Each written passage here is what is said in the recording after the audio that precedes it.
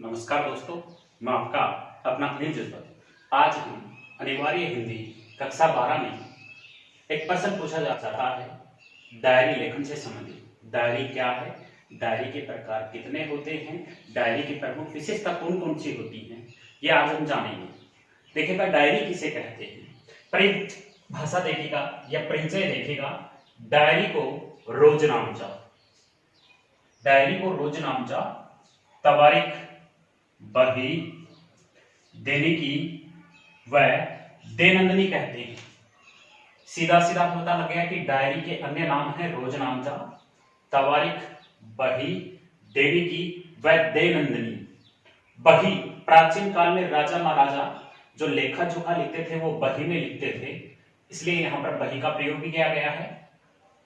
Diary लेखन से हमारे व्यक्तित्व में सुधार ही नहीं होता बल्कि व्यक्तित्व प्रभावशाली भी बनता है।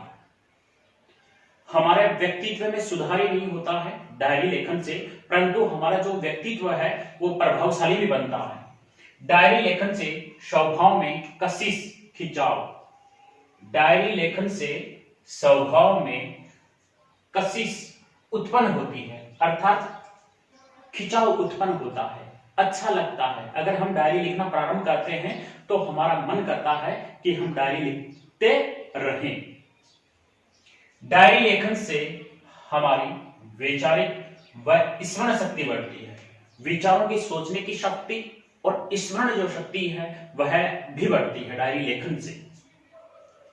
डायरी आधुनिक गद्य साहित्य की सर्वाधिक सशक्त व्यक्तिगत विधा है, जिसमें निजी स्तर पर घटित घटनाओं और तथ्य संबंधी बौद्धिक भावात्मक प्रतिक्रियाओं का विवरण लिखा जाता है।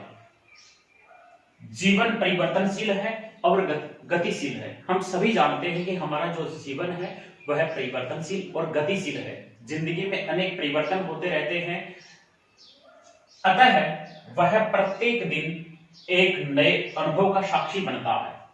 यानी प्रत्येक दिन हमारे जीवन में जो प्रत्येक दिन आता है वह एक नया अनुभव लेकर आता है, एक प्रमाण बनता है। इन्हीं अनुभवों को शब्दों में पिरोने का कार्य ही डायरी लेखन कहलाता है। हम अपने अनुभवों को प्रतिदिन जिस माध्यम से जहां पर लिखते हैं वह डायरी कहलाती है। डायरी बीते जीवन की वर्तमान जीवन में तुलना का एक माध्यम है। देखिएगा, डायरी बीते जीवन की और वर्तमान जीवन की तुलना का एक माध्यम है। यह हमें बताती है कि हम में कितना परिवर्तन हुआ। डायरी हमें बताती है कि हमारे जीवन में हम में कितना परिवर्तन हुआ है, हमने जीवन को किस ढंग से जिया है और हमने जो जीवन है उस जीवन को किस प्रकार से जिया है, क्या खोया है और क्या पाया है। डायरी हमें बताती है कि हमने जीवन में क्या खोया है और क्या प्राप्त किया है। यहां पर एक प्रश्न पूछा जाता है कि डायरी लेखन पर विचार प्रकट कीजिए। प्रश्न पूछ सकते हैं कि डायरी लेखन क्या है, टिप्पणी कीजिए, या प्रश्न इस प्रकार से आ जाए कि डायरी लेखन को स्पष्ट कीजिए। अगला प्रश्न पूछते हैं कि डायरी के प्रकार बताइए। डायरी के प्रकार बताइए। देखिएगा, डायरी 4 प्रकार की होती है। एक होती व्यक्तिगत डायरी। व्यक्तिगत डायरी में मनुष्य अपने जीवन के जो निजी अनुभव है उन अनुभवों को लिखता है। दूसरी डायरी होती है वास्तविक डायरी। वास्तविक डायरी, वास्तविक अनुभव, मनुष्य के जीवन में जो वास्तविक अनुभव बीते हैं उन वास्तविक अनुभवों को लिखता है, अर्थात जीवन का यथार्थ लिखता है, जीवन की सच्चाई लिखता है। 3 नंबर पर देखिएगा काल्पनिक डायरी। काल्पनिक डायरी यानी कल्पना के अनुसार लिखी गई डायरी। काल्पनिक डायरी यथार्थता के साथ साथ कल्पना का समावेश होता है, यानी कुछ सच्चाई होती है परंतु उसमें कुछ कल्पनाओं का समावेश भी किया जाता है, वो काल्पनिक डायरी होती है। अगला देखिएगा साहित्यिक डायरी। साहित्यिक डायरी, साहित्यिक डायरी रचना शैली, इसमें रचनाओं का समावेश किया जाता है। कल्पना का समावेश किया जाता है, कविता लिखी जाती है, तर्क का समावेश किया जाता है। ये सभी यानी साहित्यिक डायरी यानी साहित्य से संबंधित डायरी जिसमें कविताओं को लिखा जाए वो साहित्यिक डायरी मानी जाती है। अगला प्रश्न इस प्रकार से पूछ सकते हैं कि जो डायरी है उनमें से मुख्य डायरी कौन कौन सी मानी जाती है या मुख्य डायरी कौन सी है। तो सीधा सा बता रहा हूं, दो डायरी मुख्य मानी जाती है, एक तो व्यक्तिगत डायरी और एक साहित्यिक डायरी ही महत्वपूर्ण मानी जाती है। आगे डायरी की प्रमुख विशेषता देखिएगा। लेखक की सत्यापित अभिव्यक्ति डायरी है वह लेखक की सत्यापित अभिव्यक्ति है अर्थात प्रमाणिक अभिव्यक्ति है। लेखक के द्वारा लिखी गई उसकी प्रमाणिक अभिव्यक्ति मानी जाती है। 2 नंबर पे देखिए, डायरी में डायरी लेखक की संवेदनाओं का प्रकाशन होता है अर्थात डायरी में डायरी लेखन की जो मन की जो भावनाएं होती हैं, संवेदनाएं होती हैं, उनका उसमें प्रकाशन किया जाता है, प्रस्तुत किया जाता है। 3 नंबर पे है डायरी लेखन में आत्मीय गुणों तथा प्रवृत्तियों की अभिव्यक्ति होती है। डायरी लेखन में डायरीकार के जो आत्मीय गुण हैं, भावनाएं हैं, उनको प्रस्तुत किया जाता है तथा प्रवृत्तियों की अभिव्यक्ति होती है।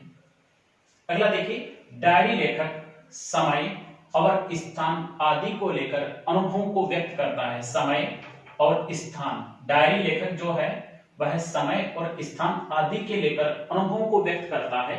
मनुष्य के जीवन में जो भी अनुभव बीतते हैं उन अनुभवों को वह डायरी में लिखता है। तो डायरी में जब लिखता है तो उस डायरी में समय का बोध भी होता है और स्थान का बोध भी करवाया जाता है अर्थात डायरी में समय और स्थान का बोध किया जाता है। अगला है 5 नंबर पे देखिए, डायरी में दैनिकी, साप्ताहिक, मासिक व वार्षिक कार्यों का समावेश होता है। लेखक कहना चाहता है कि जो डायरी है उस डायरी में दैनिक प्रतिदिन में होने वाले, साप्ताहिक होने वाले, मासिक होने वाले और वार्षिक जो कार्य हैं उन सभी कार्यों को वह डायरी के अंदर रेखांकित करता है, डायरी के अंदर लिखता है। 6 नंबर पे देखिएगा, डायरी कारक अपनी भावना के प्रति ईमानदार होता है। डायरी जो लिखता है वह व्यक्ति, उसकी जो भावनाएं होती हैं वह उन भावनाओं के प्रति बहुत ईमानदार होता है अर्थात डायरी लिखते समय वह ईमानदारी से कार्य करता है। अगला है डायरी लेखन से सभी लेखन विधाओं का स्पर्श रहता है। जो व्यक्ति डायरी लिखता है वो लगभग जो भी अनेक प्रकार की जो लेखन विधियों से संपर्क में रहता है वह भी उन्हें अच्छी प्रकार से, भली प्रकार से लिख सकता है। कभी कभी प्रश्न इस प्रकार से पूछ लिया जाता है कि डायरी क्यों लिखी जाती है। डायरी क्यों लिखी जाती है, उत्तर देखिएगा यहां से, डायरी बीते जीवन की वर्तमान जीवन में तुलना का एक माध्यम है। यह हमें बताती है कि हम में कितना परिवर्तन हुआ है, हमने जीवन को किस ढंग से जिया है, क्या खोया है और क्या पाया है, इसलिए डायरी लिखी जाती है।